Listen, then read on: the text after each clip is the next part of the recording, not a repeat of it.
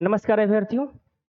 आज की इस वीडियो में हम बात करने वाले हैं कि जो वैकल्पिक विषय है उसके चयन का आधार क्या होना चाहिए। क्योंकि आपको पता है कि मेंस आप जब देने जाओगे तो 50 नहीं अपितु 500 अंक आपके ऑप्शनल में निर्धारित है, जो क्या है 2 प्रश्न पत्रों के माध्यम से आपसे पूछा जाता है। और ये कितना होता है, 3-3 घंटे का पेपर होता है। और अभी का जो मेंस आपको पता है कि 15 सितंबर से प्रस्तावित है और 24 तारीख को आपका जो वैकल्पिक विषय है उसका एग्जाम है। लगभग अंत में आपके मेंस एग्जाम में वैकल्पिक विषय का पेपर होता है।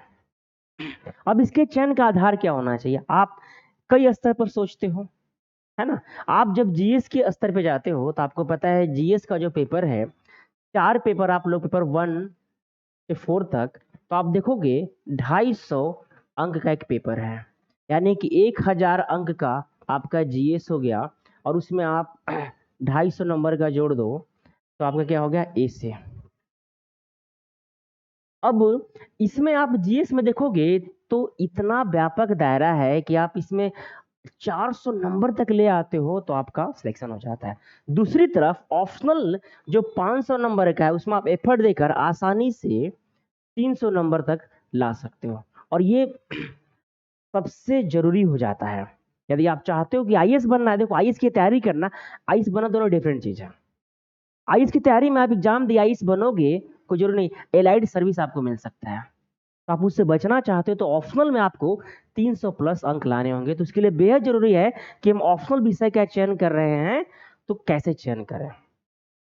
तो जो लोग भी इस वीडियो को देख रहे हो और आपका एग्जाम का टारगेट 2024-25 या आने वाले समय में किसी का भी है, तो आपके लिए बड़ा महत्वपूर्ण होने वाला है कि हमें विषय का चयन कैसे करना चाहिए। क्योंकि आपको क्या है, 500 नंबर की बात हो जाती है और इसमें आप 300 नंबर तक ला सकते हो।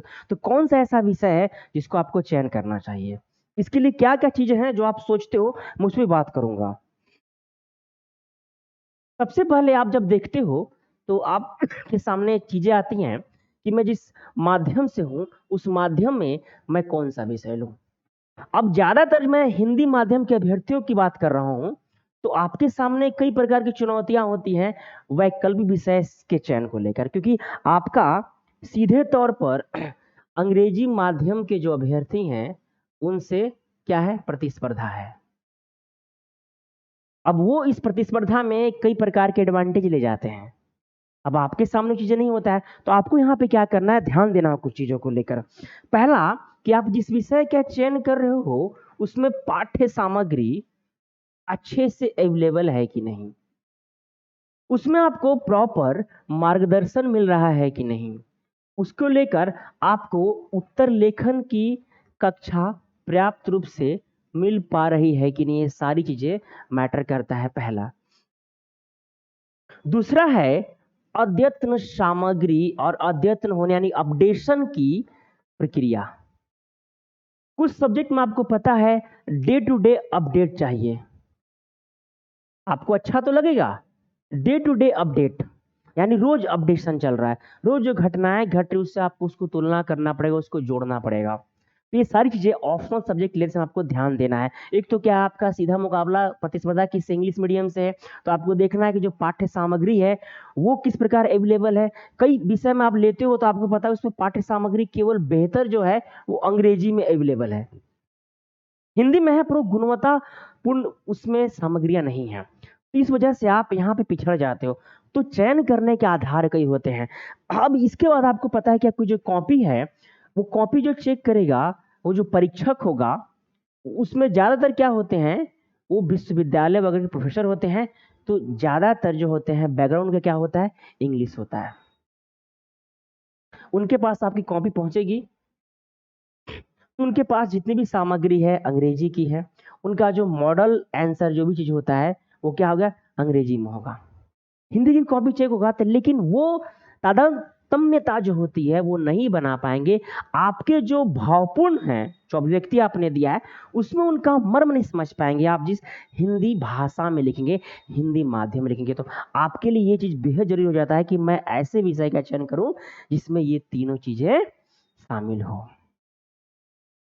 क्योंकि आपको पता है कि वो प्रभावपूर्ण तरीके से जांच नहीं करेंगे तो उसका खामियाजा आपको भुगतना पड़ेगा, क्योंकि आपके जो पेपर आएंगे वो अनुवाद होंगे, क्योंकि मूल चीज आपको पता है वो किस में होगा, मूल अंग्रेजी में होगा, ओरिजिन, उसका अनुवाद आपके सामने मिलेगा, आप उस अनुवाद को पेपर के रूप में देखोगे। तो ये आपको सोचना होगा अपने वैकल्पिक विषय का चयन करते हुए। अब आप जो आधार बनाते हो कि जिस आधार पे आपको विषय लेना होता है, तो आपको पहली इन सारी बातों का परीक्षण करना है, ठीक है। अब इसके बाद आप सोचते हो कि मैं ऑप्शनल सब्जेक्ट ले रहा हूं, तो उसमें आप देखो क्या क्या धारणाएं बना लेते हो, और उस धारणाओं के आधार पे आप उस विषय का चयन करते हो। वो धारणाएं क्या होती है, आप सोचते हो कि उस सब्जेक्ट का जीएस में कितना बड़ा रोल है, आप सोचते हो कि उसका क्या है जीएस में रोल।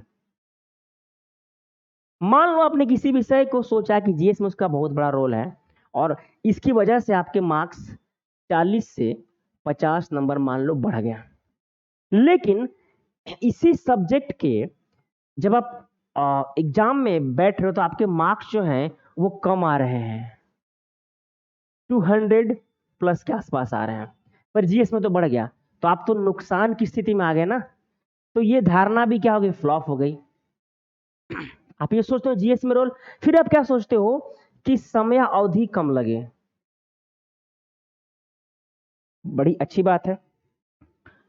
मान लो आपने कुछ सब्जेक्ट लिया इसमें क्या लग रहा है, टाइम कम लग रहा है, 3 महीने 4 महीने में 5 महीने में आपका सब्जेक्ट तैयार हो जा रहा है, लेकिन क्या उसमें उतने मार्क्स मिल रहे हैं आपको, अपडेशन करने की ज्यादा जरूरत है।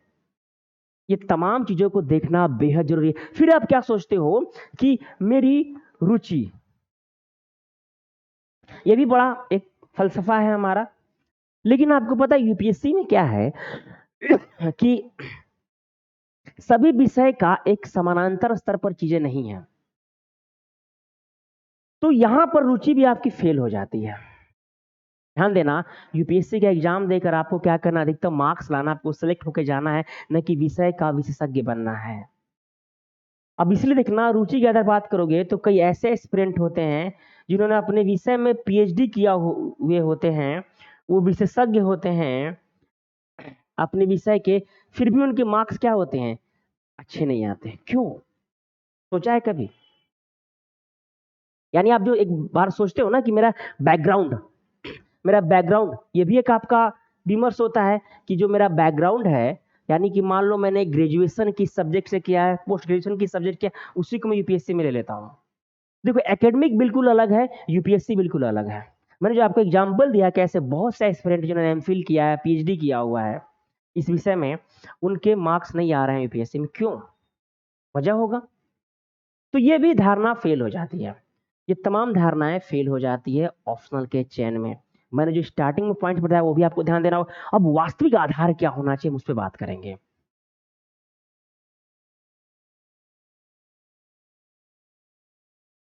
वास्तविक आधार जो है हमारा बहुत कुछ तय करेगा, और वो आपको बताएगा कि हमें क्या चयन करना चाहिए और क्यों चयन करना चाहिए।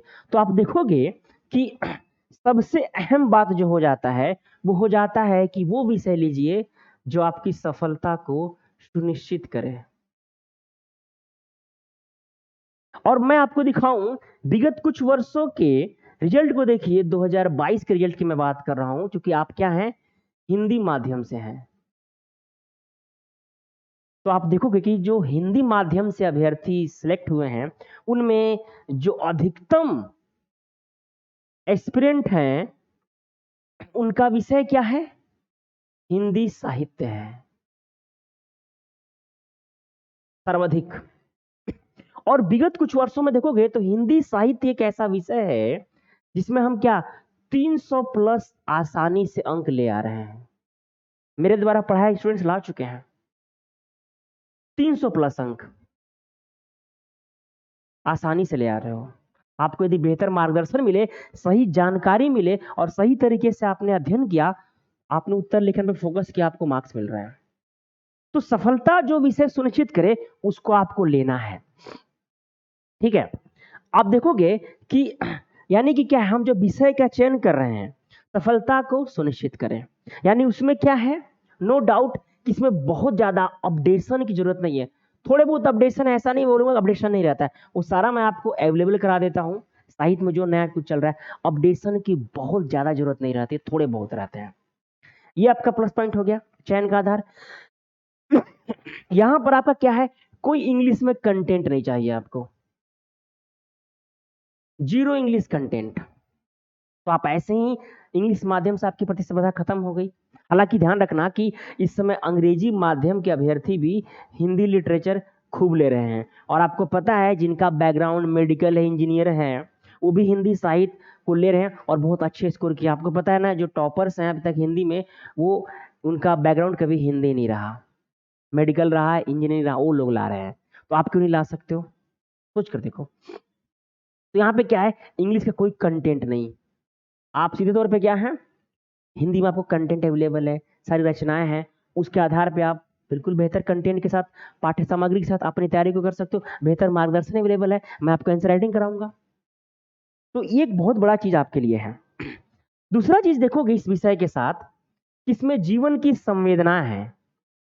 इसको पढ़ोगे तो ऐसा नहीं लगेगा कि कुछ मैं विषय पढ़ रहा हूं, आपको लगेगा कि आप अपने ही जीवन की संवेदनाओं, अपने रहस्य, अपने मनोभाव, अपनो मनोवृत्तियां, उन्हीं का अध्ययन कर रहे हैं। अब हिंदी साहित्य क्या है, ये आपको ऐसे में भी बहुत हेल्प करेगा। आप जब हिंदी साहित्य लेते हो तो आपकी भाषा बहुत परिनिष्ठित हो जाती है, और भाषा का एक बेहद रोल हो जाता है आपके जीएस में, आपके अधिकतम मार्क्स में। आपकी भाषा बेहतर है, प्रस्तुतिकरण बहुत बेहतर है, तो उसका प्रभाव आपको दिखाई देगा। तो आप निबंध में बहुत कुछ बेहतर कर सकते हैं हिंदी साहित्य के माध्यम से, क्योंकि संवेदनाएं हैं, जीवन के रहस्य, उसकी परिपाटी संबंधी चीजें हैं, तो आपका यहाँ पे संवेदनात्मक विकास होता है। तो आप यहाँ पर जीएस पेपर 4th सीधे आपसे जुड़ जाता है। तो इस आधार पे आप देखो कि अभी तक जो हिंदी साहित्य है वो आपके लिए क्या बन रहा है, एक श्रेष्ठ वैकल्पिक विषय बन रहा है हिंदी माध्यम के अभ्यर्थियों के लिए। और अब ये अंग्रेजी माध्यम में भी उतना ही लोकप्रिय हो चुका है जितना हिंदी माध्यम में है। अब इसका एक बहुत बड़ा रोल जो जीएस में आपको मैं दिखाऊंगा, वो दिखाऊंगा। इस समय देखो सीसेट में लोग बहुत फेल हो रहे हैं, इस साल देखोगे सीसेट में लोग काफी फेल हो गए। अब जो हमारा हिंदी है वो कॉम्प्रिहेंशन में आपको बहुत हेल्प करेगा, यानी कि बोधगम्यता में, सीधे तौर पे। तो आप जीएस के रोल के बारे में देखते हो, वहां पे आपको इनडायरेक्टली और डायरेक्ट यानी प्रत्यक्ष और प्रत्यक्ष रूप से हिंदी साहित्य के चयन से आपको बहुत लाभ मिलता है। कई सारी चीजें हैं, मैं आपको रिजल्ट के बेसिस पे बता रहा हूं, क्योंकि आपका मुख्य उद्देश्य क्या होना चाहिए कि मुझे सिलेक्शन लेना है और आईएएस बनना है और जाना है, न कि आपको इस विषय का विशेषज्ञ बनना है। तो समय अवधि भी कम लगता है इस विषय के तैयार करने में बाकी विषय से, और यहाँ पर क्या है, आपको कंटेंट भी आसानी से अवेलेबल है, अपडेशन की जरूरत नहीं है, आपको उत्तर लेखन की कक्षा भी अवेलेबल है, आपको पूरा मार्गदर्शन मिलेगा। आप पूरा रिकॉर्ड उठाकर देखो तो हिंदी माध्यम में यही एकमात्र विषय है जिसमें सर्वाधिक बार 300 प्लस अंक लाए गए हैं। और जब तक ऑप्शनल में 300 प्लस अंक नहीं लाओगे, आप आईएएस नहीं बन सकते हो। बिना वैकल्पिक विषय के सहारे के आईएएस नहीं बन सकते हैं आप। जिनका वैकल्पिक विषय में मार्क्स कम आते, देखना उनके रिजल्ट हमेशा खराब रहे हैं। जीएस से आप बहुत ज्यादा ऊपर नहीं आ सकते, क्योंकि उसमें इतना ज्यादा डाइवर्सिटी है, आपको पढ़ना इतना ज्यादा है, क्वेश्चंस का प्रारूप बहुत बदला है। यहाँ पर पैटर्न बहुत ज्यादा चेंजेस नहीं होता है, लगभग क्वेश्चन का रिपीटेशन है, आपको केवल लिखने का अभ्यास करना है। अब देखो कुछ भ्रम है इस विषय को लेकर, उस भ्रम को मैं दूर कर देता हूं। जैसे लोगों को क्या लगता है कि सर मेरा तो बैकग्राउंड हिंदी रहा नहीं, मैंने सर कभी हिंदी पढ़ा नहीं, सर मेरी भाषा अच्छी नहीं है, मैं बहुत चीज सर मेरा गड़बड़ है, मुझे कविताएं समझ में नहीं आती हैं, मैं क्या करूं। देखो, पहली बात कि कोई बैकग्राउंड की जरूरत नहीं पड़ती है, ठीक है, कोई जरूरत नहीं है बैकग्राउंड की, किस बैकग्राउंड से हो। आप यदि हिंदी पट्टी से हो हिंदी पट्टी मतलब आप समझ रहे हो, आपका जो क्षेत्र है, तो आपके लिए विषय बड़ा आसान हो जाएगा। आपके नस में होती है चीजें, आप उसे निकालने वाला कोई होना चाहिए। आप बचपन से, भले ही आप किसी माध्यम में पढ़े हो, पर आप हिंदी पट्टी से तो आप प्रेमचंद कई लोगों से पहले से परिचित होते हो। अब उन परिचय को हमें क्या करना होता है, अपने विषय और परीक्षा के मांग के अनुरूप चीजों को केवल जोड़ना होता है। आपको यहाँ पर भाषा के स्तर पे जो आपकी एक विमर्श रहता है, तो आपको चूंकि क्या करना है, उत्तर लिखना है, ध्यान दीजिएगा, न कि आपको साहित्य लिखना है। तो साहित्यिक भाषा नहीं है तो डरने की जरूरत नहीं है, ठीक है, क्योंकि आपको साहित्य नहीं लिखना है, आपको साहित्यकार नहीं बना, उसकी रचनाएं नहीं लिखनी है, आपको उत्तर लिखना है, समझ में आ जाए, ठीक है। तो बहुत ज्यादा डरने की यहाँ जरूरत नहीं है, काम चलता है, और दिन प्रतिदिन के अभ्यास से आप चीजें बेहतर कर ले जाते हो। जैसे आपको डाउट लगता है कि सर मेरी वर्तनी बहुत ज्यादा गलत है, तो आसानी से आप इसको ठीक कर सकते हो रीडिंग कर के साथ। अब जितनी ज्यादा कहानियां पढ़ोगे, उपन्यास पढ़ोगे, आपकी राइटिंग उतनी अच्छी होती चली जाएगी, यानी कि राइटिंग इन द सेंस कि लिखने में भी और वर्तनी के स्तर पर भी। आगे देखोगे जो एक बड़ा हमें कंफ्यूजन होता है कि सर इसमें तो बहुत सारी पंक्तियां याद करनी होंगी, सर इसमें तो बहुत सारे काव्यगत चीजें हमें रटना होगा, अलंकारिक भाषा होना, ऐसा कुछ भी नहीं है। ये सब लोग जो डरवाते हैं, ये डरने की चीजें हैं, इससे नहीं डरना है हमें। बिल्कुल साधारण भाषा में अपनी अभिव्यक्ति को देना है, बेहतर अभिव्यक्ति आपके सामने होना चाहिए, ठीक है। तो यानी कि यहाँ पर क्या है, भाषा एकदम अलंकारिक नहीं चाहिए, ठीक है, सामान्य भाषा जिसमें आप अपनी अभिव्यक्ति दे दे, अपने विचार प्रकट कर सके, वैसी भाषा चाहिए। अब इसमें ये जो बड़ा आपको लाभ मिलता है बाकी विषयों से, वो लाभ जानते हैं क्या है, कि आप जब किसी का उत्तर लिखते हैं, तो उस उत्तर में आपके विचार, आपकी मौलिकता को यहाँ पर जगह मिलती है। साहित्य है, संवेदनाओं का विषय, जीवन की जो परिपाटी है, जो मनोवृत्ति है, उस पर आधारित है। तो यहाँ कोई बंधा बंधाया आंसर नहीं लिखना है, ध्यान दीजिएगा। यहाँ पे आपने मौलिक विचार दे सकते हैं, इसमें एग्जामिनर आपकी इस विचार को, मौलिकता क्या करता है, ग्रहण करता है, और इस पे भी आपको अंक देता है। तो मान लो कोई क्वेश्चन आपको नहीं आ रहा है, आप अपनी मौलिक प्रस्तुति दे सकते हैं, आ सकते हैं, आपको मार्क्स मिलेगा। तो बहुत सारी खूबसूरती है इस विषय की। इस विषय खूबसूरती के कारण यह है कि विषय के अभी तक हिंदी माध्यम में नहीं, अपितु अंग्रेजी माध्यम में भी क्या है, लगातार अच्छे अंक दिला रहा है। आप रिकॉर्ड देखो, प्रीवियस ईयर जो भी हमारे सिलेक्ट स्टूडेंट्स हैं, हिंदी साहित्य का सबसे ज्यादा प्रतिशत है, और आने वाले समय में भी इसका रहेगा। तो वही है कि जब तक यूपीएससी के एग्जाम में वैकल्पिक विषय रहेगा, हिंदी माध्यम, अंग्रेजी माध्यम में भी ये विषय हमेशा अच्छे स्कोर करता रहेगा।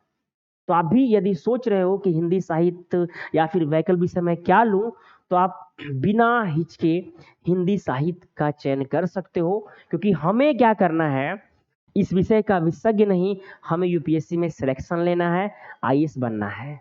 तो अपने सपने को पूरा करना है, तो आप वैकल्पिक विषय के रूप में हिंदी साहित्य का चयन कीजिए, और इस विषय में जो भी समस्या आएगी, आपके साथ मैं हमेशा खड़ा हूँ।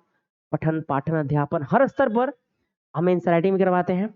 तो इस तरह आप अपने विषय के चयन का आधार बना सकते हैं। तो एक बार विश्लेषण कीजिएगा और इस विषय का चयन कीजिएगा। हम नेक्स्ट वीडियो में फिर मिलेंगे, तब तक के लिए धन्यवाद।